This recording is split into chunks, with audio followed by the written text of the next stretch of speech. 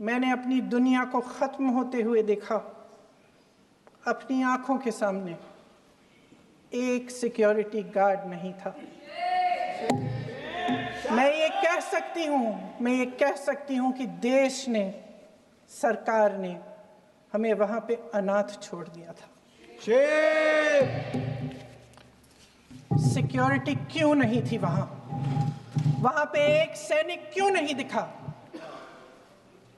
क्या सरकार को मालूम नहीं था कि यहाँ रोज 1000 से 1500 पर्यटक जाते हैं? क्या सरकार को मालूम नहीं था कि यहाँ के को पहुँचने के लिए जंगल के रास्ते से जाना पड़ता है? अगर कुछ हो जाएगा तो लोग वहाँ से निकल नहीं पाएंगे। एक चिकित्सा का इंतज़ाम नहीं था, फर्स्ट एड का इंतज़ाम नहीं था, कोई इंतज़ाम नहीं था, ना सुरक्षा का ना फर्स्ट एड का। इन लोगों को भगवान भरोसे छोड़ दिया गया। ये लोग वहाँ पे इस सरकार के भरोसे गए और इस सरकार ने उन्हें भगवान भरोसे छोड़ दिया।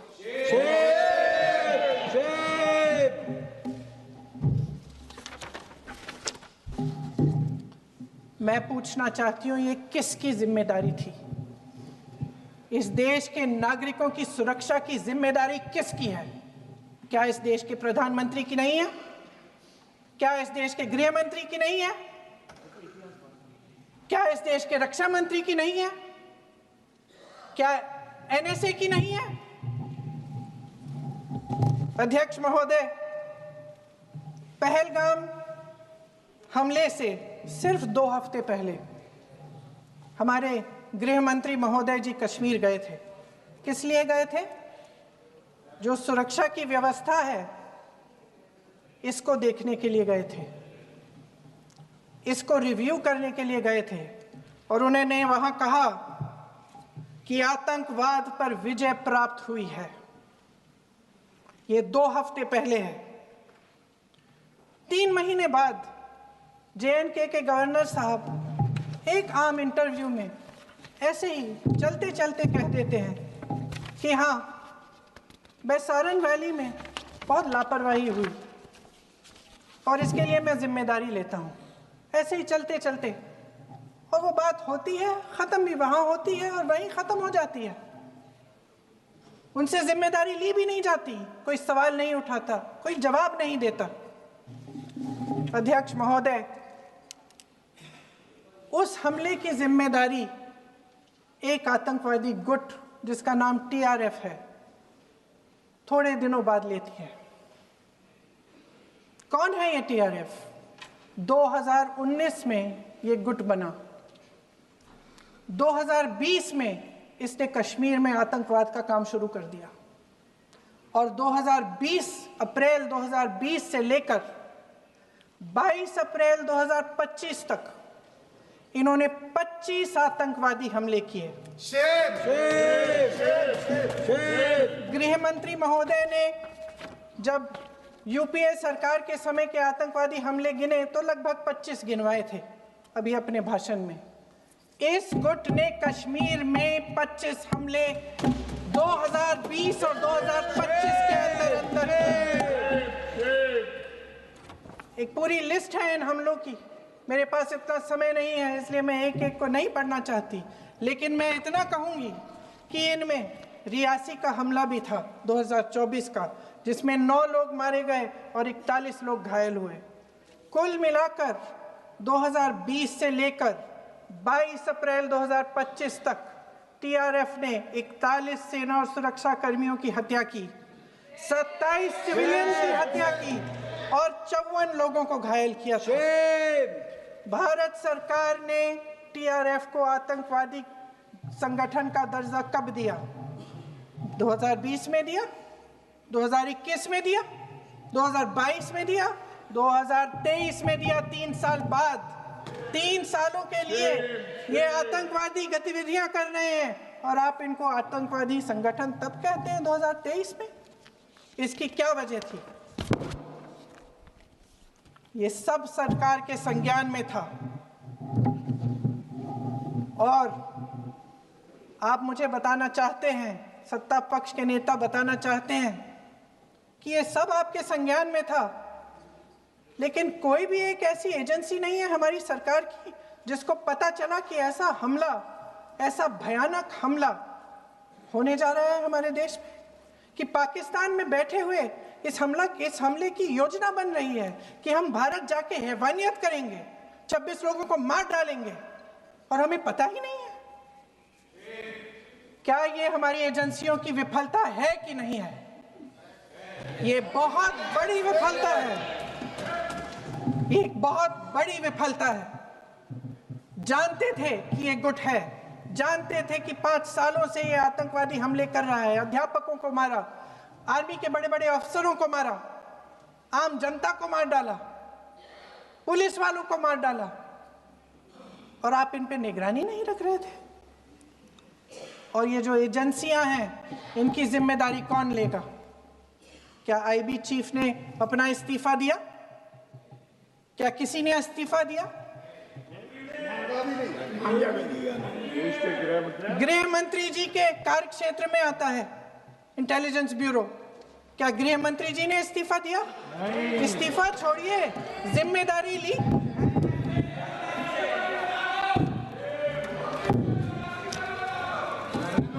साहब देखिए, इतिहास की बात आप करिए, मैं वर्तमान की बात करना चाहती हूँ। आपको तो एक बहाना चाहिए, आपको तो एक बहाना चाहिए। पूरे परिवार का नाम गिनवा देते हैं। अरे अपनी जिम्मेदारी खुद लीजिए। 11 सालों के लिए तो सत्ता में आप हैं। नेहरू को छोड़ नहीं रहा। कल माननीय गौरव गोगोई जी ने अपने भाषण में पूछा गृह मंत्री जी से, क्या आपकी जिम्मेदारी नहीं थी? मैं देख रही थी। राजनाथ जी, रक्षा मंत्री जी यूं अपना सर हिला रहे थे, कुछ बोले नहीं। अंदर से ये महसूस हुआ होगा कि यहाँ कुछ जिम्मेदारी थी, लेकिन माननीय गृह मंत्री महोदय जी हंस रहे थे, वे हंस रहे थे।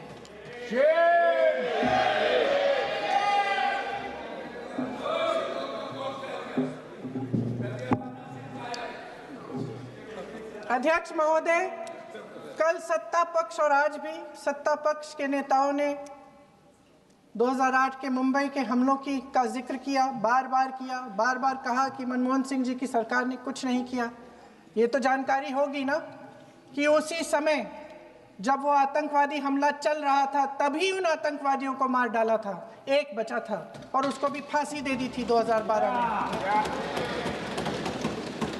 महाराष्ट्र के मुख्यमंत्री ने इस्तीफा दिया। देश के गृह मंत्री ने जिम्मेदारी लेकर इस्तीफा दिया।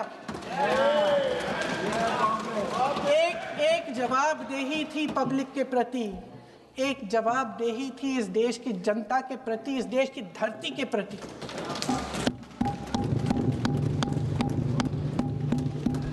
राजनाथ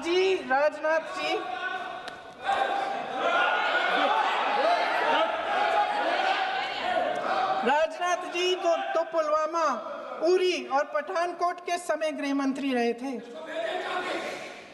आज वे रक्षा मंत्री हैं और हमारे गृह मंत्री महोदय श्री अमित शाह जी के नाक के नीचे पूरा मणिपुर जल गया, दिल्ली में दंगे हुए, पहलगाम में हमला हुआ और आज भी वे उसी पद पर बैठे हैं। क्यों? अध्यक्ष महोदय, बमबारी से अखबारों के हेडलाइन बनते हैं, मगर कहानी सुरक्षा में की चूक में भी है। आज देश खोखले भाषण नहीं सुनना चाहता, देश जवाब चाहता है, तसल्ली चाहता है कि सच उससे छिपाया नहीं जाएगा। देश जानना चाहता है कि उस दिन अप्रैल 22, 2025 को क्या हुआ और क्यों हुआ। आप तो खुद अपनी पीठ थपथपाने में लगे रहते हैं। सेना, देश, संसद से सच छुपाते हैं। ऑपरेशन सिंदूर जब शुरू हुआ, हम सब ने समर्थन किया, सब एकजुट होकर खड़े हो गए इस देश के लिए। दोबारा होगा, दोबारा खड़े हो जाएंगे। अगर हमारे देश पे हमला होता है तो यहाँ इस सदन में किसी भी पार्टी का हो, कोई भी हो, सब आपका समर्थन करेंगे और हमें अपनी सेना पर गर्व है कि उन्होंने इस बार भी दृढ़ता से लड़ाई लड़ी, धैर्य से लड़ाई लड़ी, वीरता से लड़ाई लड़ी। लेकिन इस ऑपरेशन का सिंदूर का क्रेडिट, उसका श्रेय तो हमारे प्रधानमंत्री जी चाहते हैं। सही भी है, ठीक है, सही है, श्रेय ले। ओलंपिक्स में हमारा मेडल आता है, उसका भी श्रेय लेते हैं, लेकिन सिर्फ श्रेय लेने से नहीं होता नेतृत्व, जिम्मेदारी भी लेनी पड़ती है।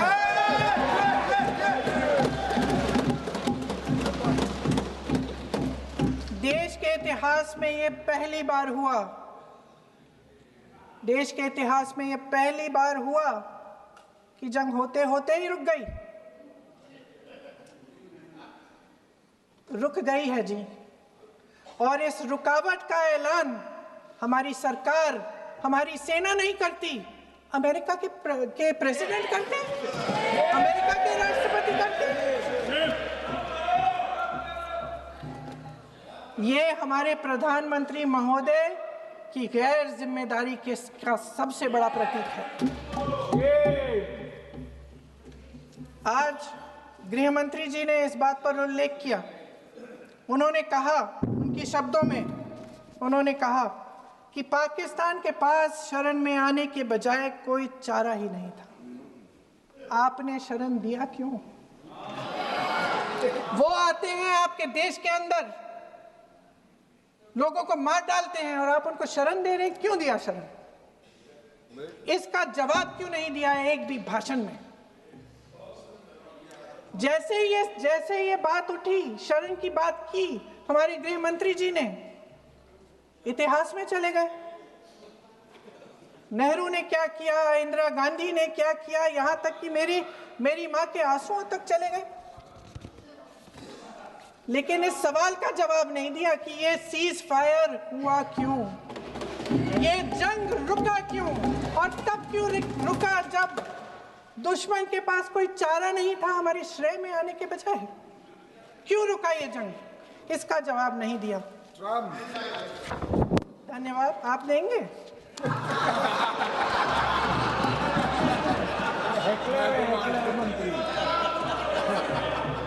देना भाई, देना। आपको टाइम मिलेगा तो, टाइम नहीं मिलेगा आपको शायद। वैसे महोदय, मेरी माँ की आंसू की बात किए, मैं इसका जवाब देना चाहती हूँ। मेरी माँ के आंसू तब गिरे जब उनके पति को आतंकवादियों ने शहीद किया,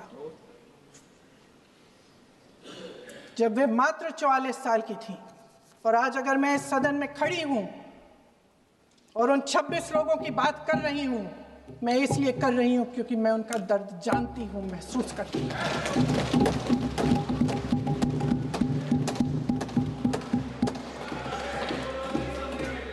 अध्यक्ष महोदय, मैंने कहा कि देश का नेतृत्व सिर्फ उपलब्धियों का श्रेय लेने से मजबूत नहीं होता।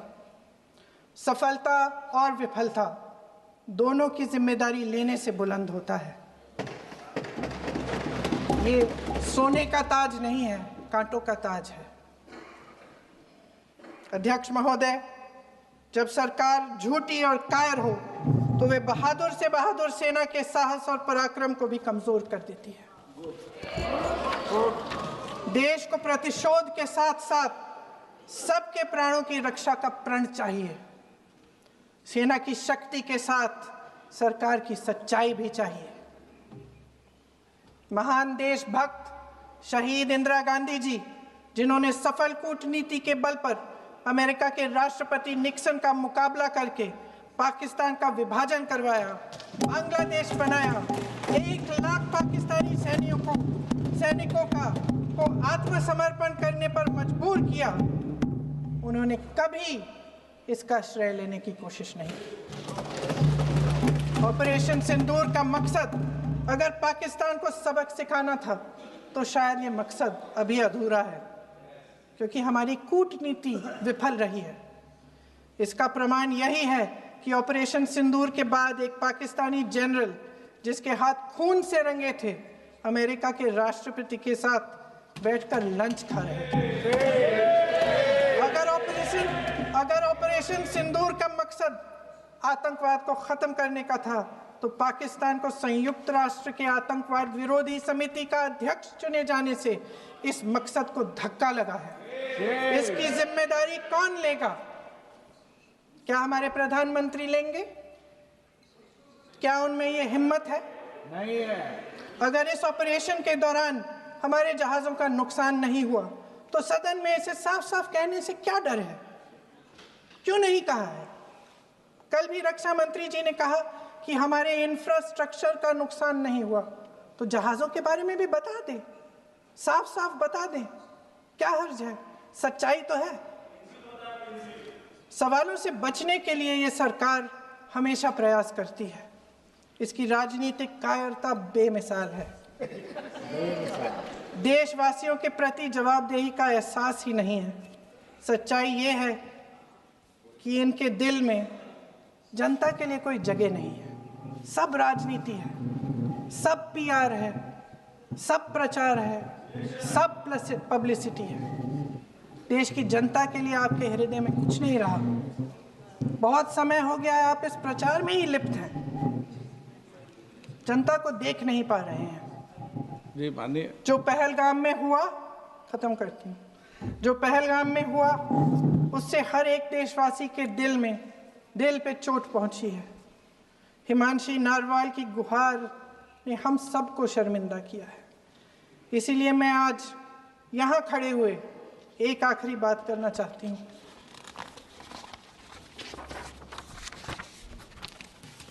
इस सदन में लगभग सभी के पास सुरक्षा है, सुरक्षा की व्यवस्था है। हम जहाँ भी जाते हैं हमारे साथ सुरक्षा कर्मी आते हैं। आपको भी मिल जाएगी, आप मंत्री बन जाएंगे, आपको भी मिल जाएगी। मैं मजाक की बात नहीं कर रही हूँ, थोड़ा सा धैर्य रखिए। उस दिन पहलगाम में 26 परिवार उजड़ गए। 26 लोगों को अपने परिवार के सदस्य के सामने मारा गया। 26 बेटे, पति, पिता गुजर गए। उनमें से 25 भारतीय थे।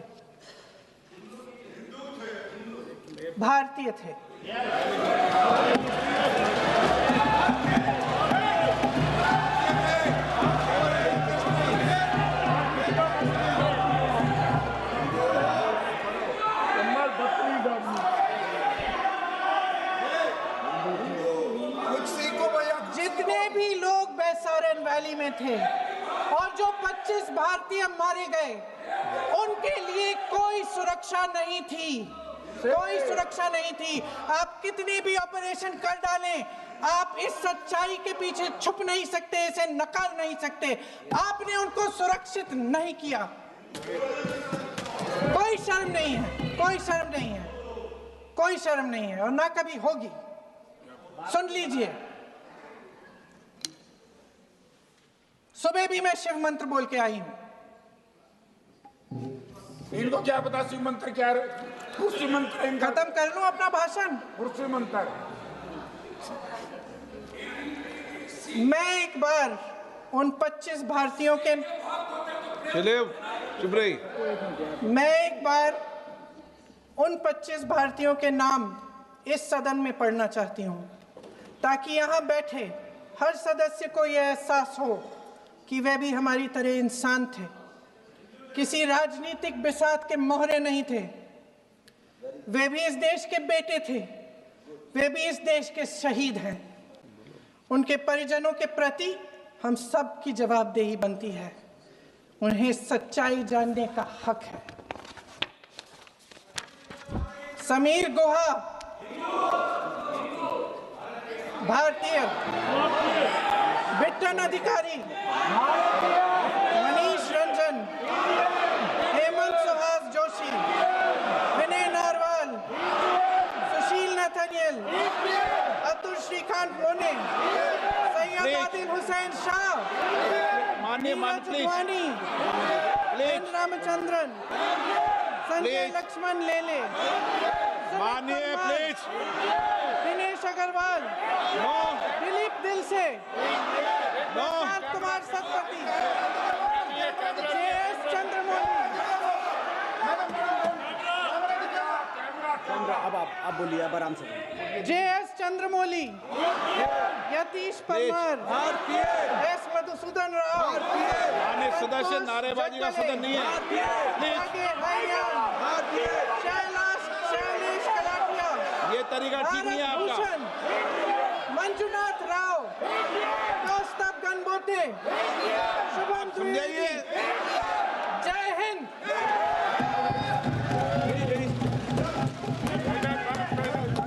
डॉक्टर श्रीकांत